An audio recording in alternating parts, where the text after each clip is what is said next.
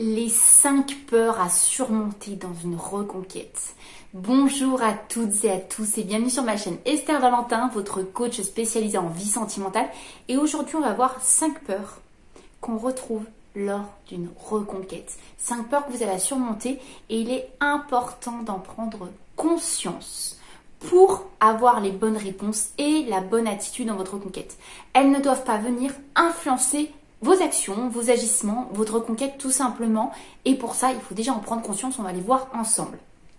Je voulais vous rappeler que dans la barre de description, il y a le petit e-book téléchargeable gratuitement sur la reconquête amoureuse. Donc si ce n'est pas déjà fait, téléchargez-le, il est gratuit.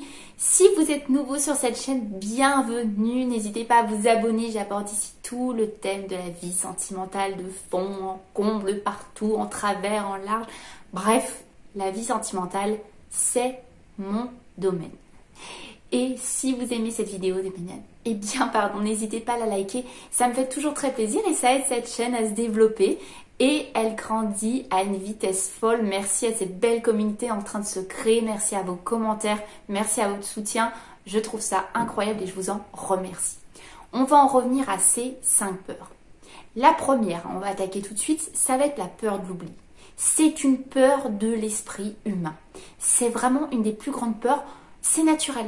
C'est complètement naturel, mais c'est bien de la connaître. La peur de l'oubli. Et on va regarder à chaque fois dans les peurs ce qu'elle va vous faire faire. La peur de l'oubli, elle est normale, c'est hyper naturel, mais on la surmonte. Je vais vous dire comment. On ne peut pas être oublié. Je vous demande de vous souvenir de quelqu'un de votre passé, vous allez vous en souvenir. On ne va pas vous oublier en quelques semaines ni en quelques mois. On n'oublie pas quelqu'un qui a compté comme ça. Donc on arrête d'agir sous l'influence de cette peur. Là où je vais retrouver les agissements de la peur de l'oubli, ça va être de vouloir être trop présent. On a peur de faire un silence radio. On a peur de se détacher, on a peur d'être moins présent, on a peur de dire non, on a peur de ne pas être disponible, on a peur de ne pas sauter sur une occasion, on va peut-être envoyer plein de messages, vous comprenez le principe. Bref, déjà vous dire détachez-vous de la reconquête, détachez-vous de l'autre. Oui, mais j'ai peur qu'en lui laissant de la place, il rencontre d'autres personnes, ou s'il a déjà ou elle a déjà une ex, qu'elle consolide sa relation, etc., qu'elle m'oublie, que ça lui laisse de la place, bref. Vous avez compris le principe. Et là, vous allez être naturellement beaucoup trop présent. Mais c'est pas dans la quantité qu'on plaît à l'autre, c'est dans de la qualité.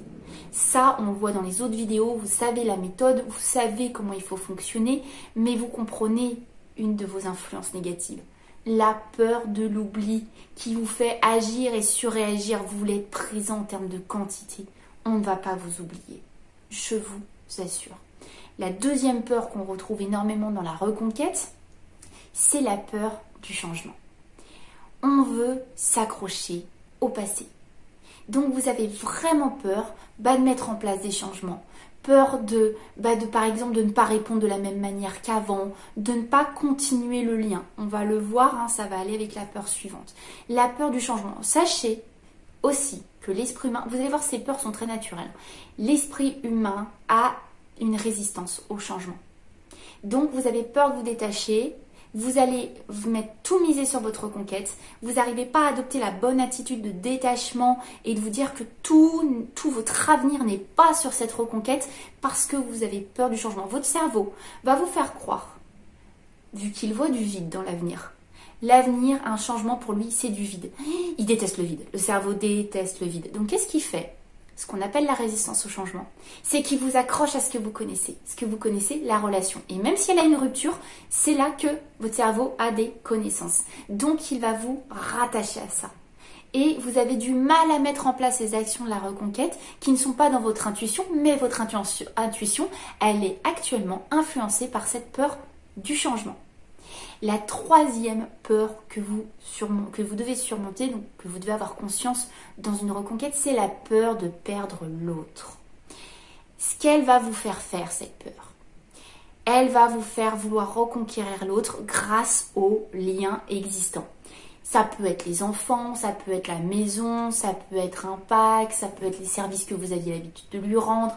Voilà, ce que vous aviez en place avant, le matériel, comme des attitudes que vous aviez d'habitude. Cette peur de perdre l'autre, elle vous fait surréagir en essayant de vous agripper aux liens existants. Je vais vous faire un petit rappel. S'il y a une rupture, que ces liens existaient déjà, et que l'autre ne veut plus d'une relation avec vous, c'est bien que ces liens-là, la personne, c'est pas ça qui va la rattirer à vous. C'est la peur qui vous influence à vous accrocher à ça. C'est la peur qui vous empêche de dire non ou de stopper des trucs ou de dire bah oui, on vend la maison, il n'y a pas de problème. Moi, je veux reconstruire quelque chose de nouveau si j'ai quelque chose à reconstruire. Non, vous vous agrippez aux anciens liens. Vous allez voir, les peurs sont assez connectées. Il y a une peur du changement qui vous fait ça. Les deux sont très complémentaires. La peur du changement et la peur de perdre l'autre. Vous l'avez compris, hein, si on vous rattache au passé, on vous rattache aussi au lien. Donc, cette peur du changement. Ce qu'elle va entraîner comme mauvaise attitude, on l'a vu, hein, c'est que vous allez vraiment essayer de reconquérir grâce au lien. Mais vous l'avez vu, en fait, la peur de perdre l'autre, je vais vous faire un petit rappel. Un petit peu dur, hein, je l'entends au vu de la situation parce que je comprends que c'est un moment difficile, la reconquête c'est dur, c'est plein de doutes, vous voyez, il y a plein de peurs qui viennent vous influencer. Mais je vais vous faire ce petit rappel quand même. On a déjà perdu l'autre, on a perdu la relation, elle est terminée. Vous n'avez plus rien à perdre. Vous avez tout à gagner en reconstruisant de la nouveauté. Donc, dites ciao à cette peur.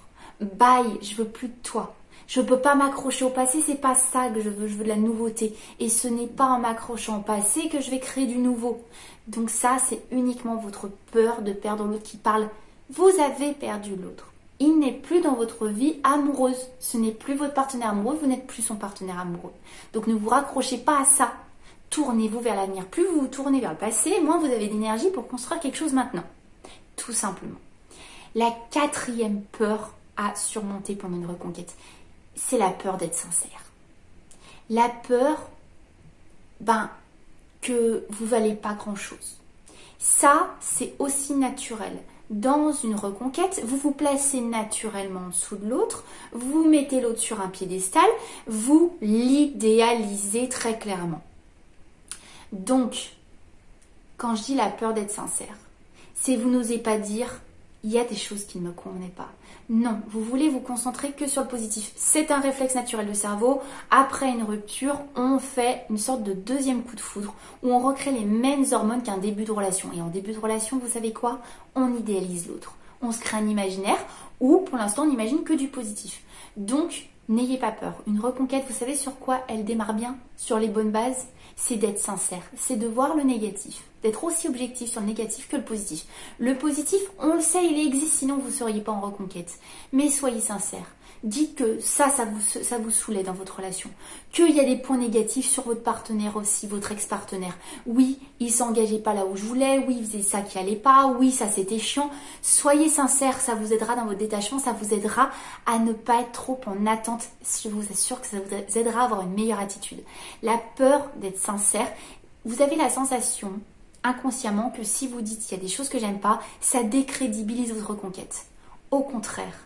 Soyez sincère, vous allez pouvoir vous placer à une juste valeur.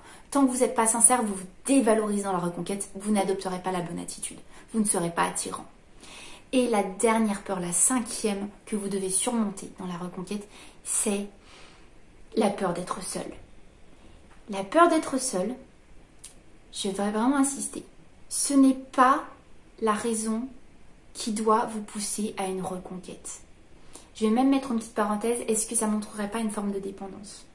Si vous n'aimez pas vous retrouver seul, si vous n'arrivez pas à apprécier un moment de solitude, si vous n'arrivez pas à dire là je suis libre, tiens qu'est-ce que je vais faire? Super, j'ai le temps de me pencher sur un projet, il y a ce bouquin que je voulais lire depuis longtemps, il y a ce film que je voulais voir, je vais pouvoir partir en week-end avec mes amis. Bien sûr, vous n'êtes pas dans un état hyper positif actuellement, hein, si vous venez de vivre une rupture, mais si c'en est un stade où vous voulez vous raccrocher à l'autre parce que vous ne supportez pas l'idée d'être célibataire, si vous ne supportez pas la solitude, alors que la solitude est bonne, hein, c'est là où on est le plus productif, c'est là où on est le plus créatif, c'est là où on apprend à se connaître soi, c'est là où on se développe, c'est là où on grandit. La solitude, elle est bonne même quand on est dans une relation. Et si là, vous n'arrivez pas à l'affronter, si franchement, vous détestez ça, cette peur d'être seul, je l'ai gardée en dernière parce que, attention, si c'est à cause de cette peur, sous l'influence de cette peur, que vous faites votre conquête, vous n'êtes pas dans la bonne direction. La peur d'être seul, il vaut mieux la surmonter. Maintenant, il faut que vous appreniez à prendre ces moments de solitude, d'une manière bénéfique, que vous appreniez à vous en imprégner, à voir ce que vous pouvez en faire, à ne pas essayer de les compléter par la reconquête, je vais y arriver. N'essayez pas de vous concentrer sur la reconquête parce que vous n'arrivez pas à vous concentrer sur vos moments de solitude, parce que vous n'arrivez pas à les apprécier. La reconquête est mal partie. Donc, vraiment, sur cette peur, c'est pour l'enlever, on va apprécier du temps avec soi. On va apprécier du temps avec ses proches. On va apprécier notre vie sans ce couple qui est terminé. Et là ensuite, quand on appréciera ça, et que vous avez toujours envie de reconquérir l'autre, là on démarre sur des super bases. J'espère que ces 5 peurs sont claires, j'espère que là vraiment vous voyez et que vous reconnaissez ce que vous avez à surmonter. Je suis obligée de vous les donner pour vous les mettre en lumière, pour que vous en ayez conscience, pour qu'elles arrêtent de vous influencer dans votre comportement.